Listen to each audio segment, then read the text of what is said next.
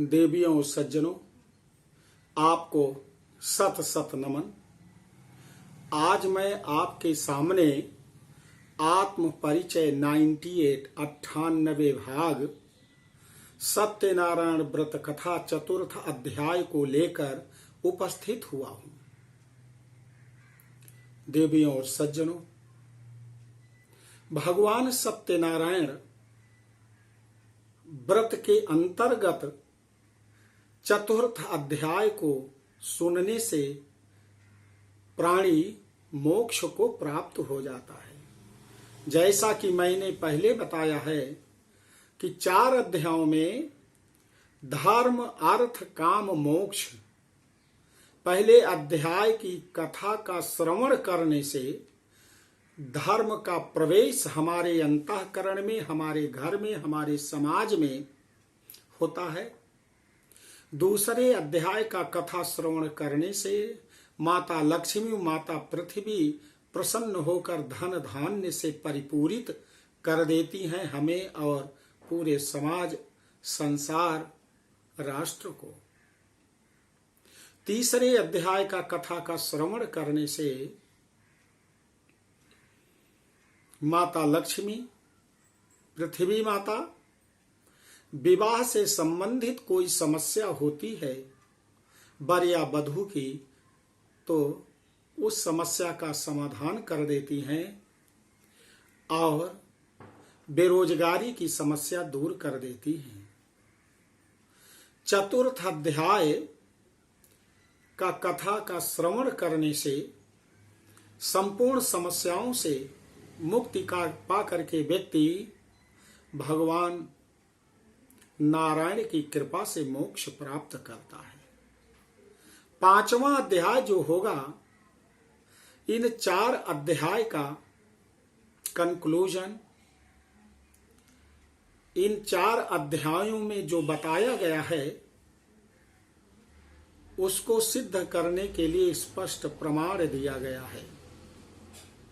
इस प्रकार भगवान सत्यनारायण का यह व्रत संपूर्ण कामनाओं को सिद्ध करने वाला, विघ्न बाधाओं को दूर करने वाला, मानव मन की इच्छाओं को पूर्ण करने वाला, विपत्तियों और विघ्न बाधाओं से रक्षा करने वाला और समस्त प्राणियों का कल्याण करने वाला है। तो एक बार हम भगवान सत्यनारायण का जयकारा लगाते हैं। बोलो सत्यनारायण भगवान की जय।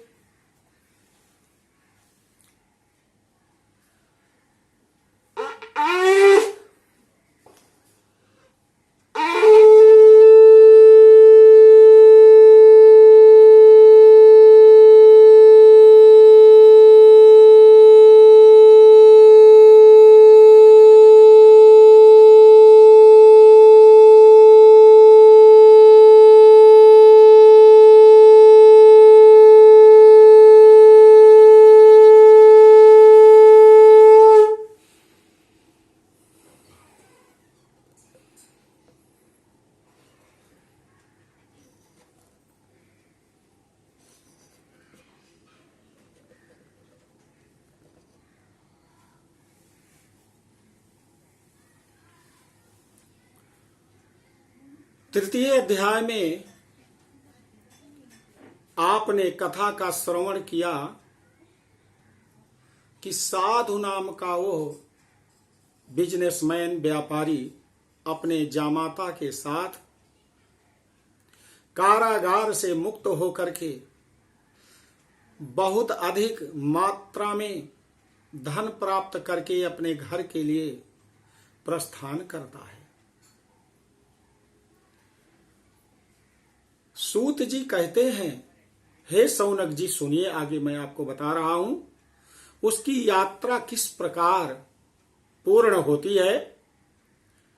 सूतोवाच यात्राम तु कृतवान साधुर्मंगलयान पूर्विकाम ब्रह्मणेभ्यो धनम दत्त्वा तदा तु नगरम ययौ। यात्राम तु कृतवान साधुर्मंगलयन पूर्विकाम ब्राह्मणेभ्यो धनम दत्त्वा तदा तु नगरम ययौ कियद दूरे गते साधौ सत्यनारायणः प्रभो जिज्ञासां कृतवान् साधो किमस्ति नौ स्थितम् ततो महाजनो मत्तो हेलया चाप्रहस्य वै कथं पृच्छसि भो दण्डिन मुद्रां नेतुं किमिच्छसि लतापत्रादिकं चयुर्वर्तते तरणौ मम निष्ठुरं चावचः श्रुत्वा सत्यं भवतु ते वचः एवमुक्त्वा गता शीघ्रं दण्डी तस्य समीपतः कियद् दूरे ततो गत्वा स्थितः सिंधु समीपतः। मंगल पूर्वक यात्रा साधु अपने जामाता के साथ आरंभ किया, भगवान पर विश्वास किया और ब्राह्मणों को दान दिया और इस प्रकार अपने गंतव्य की ओर प्रस्थान किया। कुछ दूर उसके जाने पर भगवान सत्यनारायण ने सोचा कि इसके मन में मेरे प्रति कोई बनावटी भाव तो नहीं है, सत्य भाव है कि नहीं। इसलिए उसके सत्य भाव को जानने के लिए जिज्ञासा पूर्वक भगवान नारायण ब्राह्मण का वेश धारण करके उसके समीप आकर के कहते हैं, हे साधु तुम्हारी नाव में क्या स्थित है। वो दोनों महाजन हेलया चा प्रहस्य वै उपहास करते हुए अहंकार से परिपूरित होकर कहा, कथम पृच्छसि भो दंडिन, क्यों हे दंडी स्वामी पूछ रहे हैं आप मुझसे, मुद्राम नेतुम किमिच्छसि, क्या मुझसे आप मुद्रा लेना चाहते हैं। अरे मैं तो व्यापारी हूं, मिर्च मसाले आदि का व्यापार करता हूं, मेरी नाव में लता पत्रादि ही स्थित है। ऐसे निष्ठुर वाणी को, असत्य वाणी को सुनकर के भगवान ने कहा, सत्यम भवतु ते वचः, तुम्हारी बात, तुम्हारा वचन सत्य हो जाए। ऐसा कह करके शीघ्र ही दंडी स्वामी उसके समीप से सिंधु नदी के किनारे कुछ दूर पर जाकर के आसन लगा करके योग मुद्रा में, ध्यान मुद्रा में बैठ जाते हैं।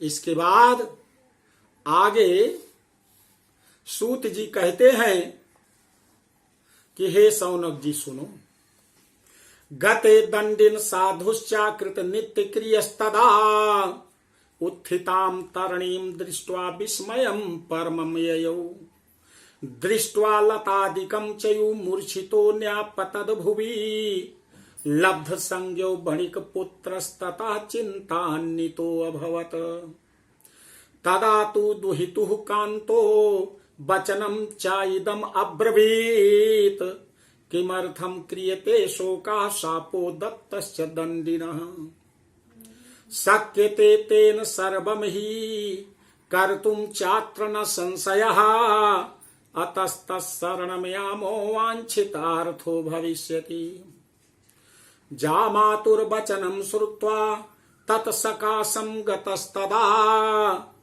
दृष्ट्वा च दण्डिनं भक्त्या नत्वा प्रोवाच सादरम् क्षमस्व चापराधं मे यदुक्तं तौ सन्निधौ एवं पुनः पुनः नत्वा महाशोकाकुलो अभवत्। दंडी स्वामी के चले जाने पर नित्य क्रिया स्नान आदि करने के बाद अपनी नाव के पास साधु नामक व्यापारी आकर के देखता है तो उसकी नाव हल्की होकर ऊपर उठ गई है जल से।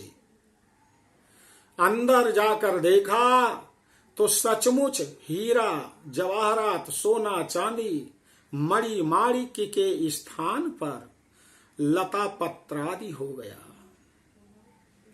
ऐसा देख करके बहुत ही विस्मय को प्राप्त हुआ और बहुत शोक करके मूर्छित होकर पृथ्वी पर गिर गया।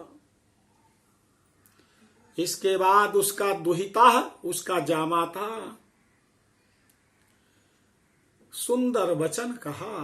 क्या कहा? किमर्थम क्रियते शोकः सापो दत्तस्य दंडिना। क्यों शोक कर रहे हैं बाबूजी? दंडी स्वामी ने श्राप दिया है। इसके बाद नदी के जल को ला करके चेत में ले आया, होश में ले आया।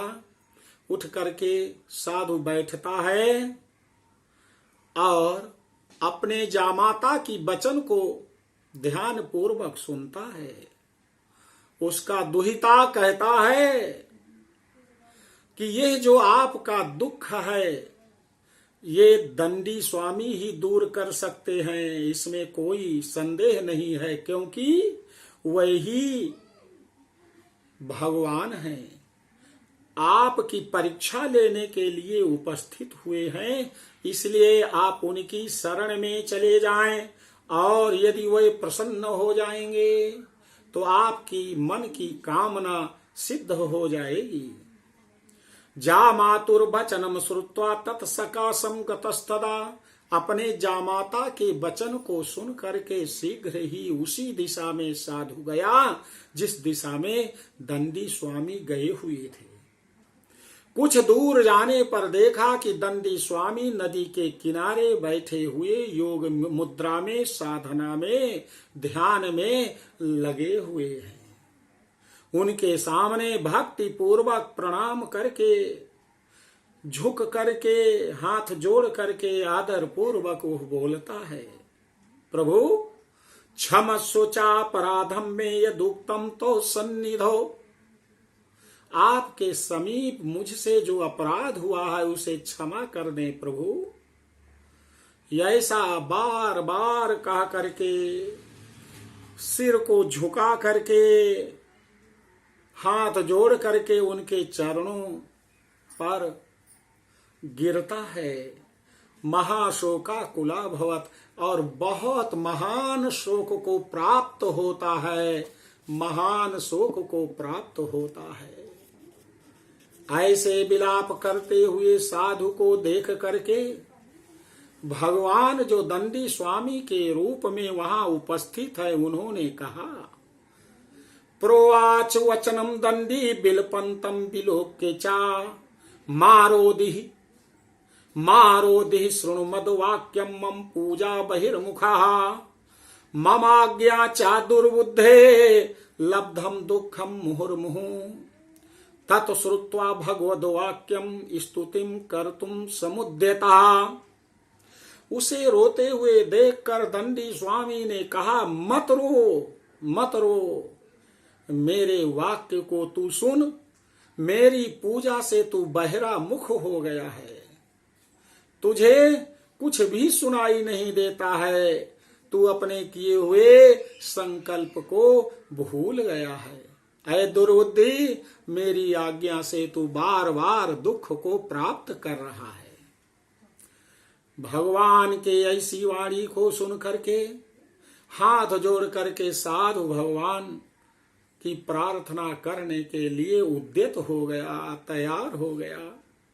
साधु रुवाच, और हाथ जोड़ करके साधु बोलता है, त्वन्माया मोहिता सर्वे ब्रह्मादिस्त्रिदेव कसः ना जानान्ति गुणान रूपम तवाश्चर्यम् इदं प्रभो मूढ़ो अहम त्वाम कथम जाने मोहितस्तव मायया प्रसीद पूजिष्यामि यथा विभव विस्तरैः पुरा वित्तं च तत् सर्वं त्राहि मां शरणं गतः श्रुत्वा भक्तियुतं वाक्यं परितुष्टो जनार्दनः।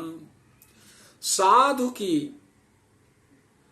वो बात को भगवान ध्यान से सुन रहे हैं, हाथ जोड़ करके वो कहता है, एक ऐसा प्रमाण देता है जिसको भगवान भी उसका प्रतिकार नहीं कर पाते हैं। साधु कहता है, हे प्रभु, आपकी माया से मोहित हो जाते हैं तीनों देवता, ब्रह्मा विष्णु महेश, ना जानन्ति गुणान रूपम, तुम्हारे गुण को तुम्हारे रूप को नहीं जानते हैं। यह बहुत बड़ा आश्चर्य है प्रभु।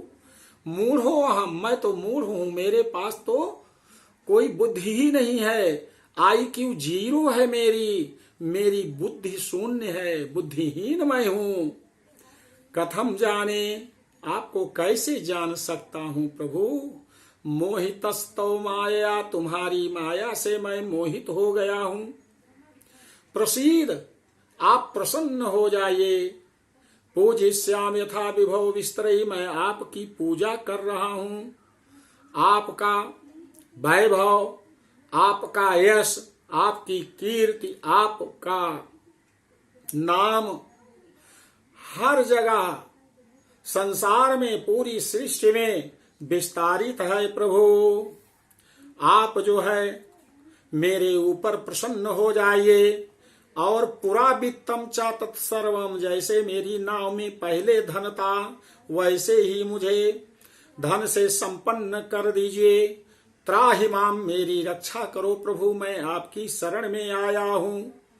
श्रुत्वा भक्तियुतं वाक्यं परितुष्टो जनार्दनः, परितुष्ट हो गए भगवान विष्णु उसकी भक्ति युक्त वाणी को सुन करके, संतुष्ट हो गए।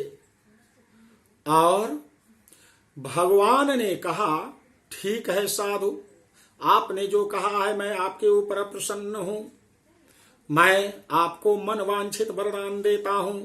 वरम चा वांछितम दत्वा, वरम चा वांछितम दत्वा तत्रैवंतर दधे हरि, ततो नावम समारोहि दृष्ट्वा वित्त परिपूरिताम।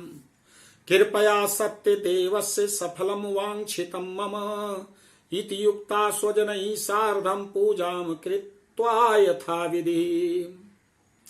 हर्षेण चाभवत पूर्णः सत्यदेव प्रसादतः, नावं संयोज्य यत्नेन स्वदेश गमनं कृत। साधुर्जामातरं प्राह पश्य रत्नपुरीं मम, दूतं चा प्रेषयामास निज वित्तस्य रक्षकाम। भगवान नारायण ने उसे मन वांछित वर प्रदान कर दिया। ततो नावम समारोही, इसके बाद अपनी नाव पर जाकर के, अपनी जहाज पर जाकर के चढ़ करके देखता है तो उसकी जहाज जो है, उसकी नौका रूपी जो जहाज है धन से परिपूरित पहले की तरह हो गई। कृपया सत्यदेव से सफलम वांछितम मम, और कहने लगा कि भगवान सत्यदेव ने मेरे मन की कामना को सफल कर दिया है। इसलिए इति उक्त्वा स्वजनैः सार्धम, स्वजनों के साथ भगवान की विधि पूर्वक वहीं पर पूजा किया। तत्पश्चात हर्षेण चा भवत पूर्णः सत्यदेव प्रसादतः, इस प्रकार वो भगवान सत्यदेव की कृपा से हर्ष को, प्रसन्नता को प्राप्त हो गया। और नावम संयोज्य, और नाव को संयोजित करके स्वदेश गमनम यत्नेन कृतम, अपने देश का याद करके, स्मरण करके अपने देश को गमन किया। इसके बाद जब उसका देश, उसकी नगरी समीप आ गई तो कहता है अपने जामाता से, साधु प्राह पश्य रत्नपुरी मम, मेरी रत्नपुरी को देखो। पुत्र दूतम चा प्रेषयामास निज वित्तस्य रक्षकम, मैं दो दूतों को, मैं दूतम चा, मैं दूत को भेज दूं घर पर, मेरे आने का समाचार घर पर वे जाकर दे देंगे और हम दोनों अपने धन की रक्षा यही करेंगे। कहा जैसी आपकी इच्छा। इस प्रकार आपने देखा कि भगवान साधु की प्रत्येक क्षण परीक्षा ले रहे हैं और हम लोग भगवान की परीक्षा में पूरी तरह से पास नहीं हो पाते हैं। हमारे पास चाहे जितना धन संपत्ति हो, लेकिन भगवान के सामने हम असत्य ही बोलते हैं। लेकिन प्रभु के सामने जब सच्चे मन से हम जाते हैं तो हमारी भावना, हमारी भक्ति को देखकर प्रभु प्रसन्न हो जाते हैं और मन की इच्छा पूर्ण करते हैं। तो मैं यहाँ तक आपको इस परिच्छेद में भगवान सत्यनारायण व्रत कथा के चतुर्थ भाग को बताया हूँ।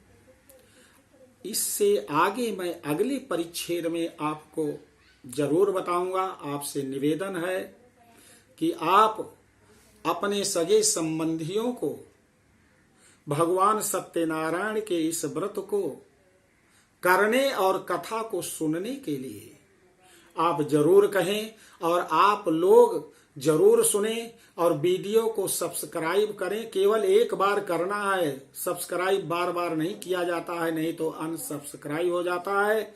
लाइक करें और कमेंट्स करें और आप जिस कथा को श्रवण करेंगे तो भगवान की कृपा आपके ऊपर सदैव बरसती रहेगी और आपकी मनोकामना की सिद्धि जरूर होगी। तो बोलो सत्यनारायण भगवान की जय।